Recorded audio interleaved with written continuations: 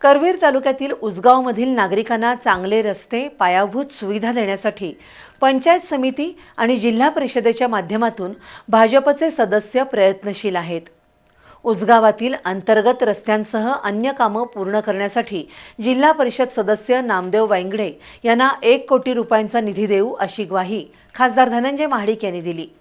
उसगावमध्ये रस्ते कामाच्या शुभारंभ कार्यक्रमात ते बोलत होते. करवीर तालुक्यातील उचगावचे जिल्हा परिषद सदस्य नामदेव वांगडे आणि पंचायत समिती सदस्य तानाजी कांबळे यांच्या स्वनिधीतून 15 लाख रुपये खर्चून अंतर्गत रस्ते केले जाणार आहेत. त्यामध्ये जय महाराष्ट्र ग्रुप ते क्लासिक ग्रुपपर्यंतचा रस्ता आणि MTM मंगेश गल्ली या रस्त्यांच्या कामांचा समावेश आहे. त्याचा आज शुभारंभ झाला. त्यासाठी खासदार धनंजय महाडिक, जिल्हा परिषद उपाध्यक्ष तानाजी पाटील यांचं उचगावमध्ये जोरदार स्वागत करण्यात आलं. त्यानंतर खासदार महाडिक यांच्यासह ज्येष्ठ नागरिकांच्या हस्ते रस्ते कामाचा शुभारंभ झाला. स्थानिक विकास निधीतून उचगावमध्ये काँक्रीटचे रस्ते होतील, त्यामुळे पुढील 15-20 वर्ष रस्त्याचा प्रश्न उद्भवणार नाही असं सांगून खासदार धनंजय महाडिक यांनी केंद्रात, राज्यात, जिल्हा परिषद आणि पंचायत समितीमध्ये भाजपची सत्ता असल्यानं निधी कमी पडू देणार नाही. वांगडे यांना 1 कोटी रुपयांचा निधी देऊन उचगावचा चेहरा मोहरा बदलला जाईल असा विश्वास व्यक्त केला. इथं आणलेला ही सुरुवात आहे. हे आता ट्रेलर आहे, अजून पिक्चर बाकी आहे, अजून भरपूर. म्हणजे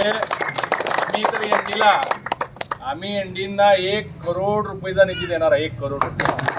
आता तिने कुठे खर्चायचं आहे तिने ठरवायचं आहे. तुम्ही सगळे ग्रामस्थ जे काय सुचवाल, कारण हा निधी येत नव्हता पूर्वी.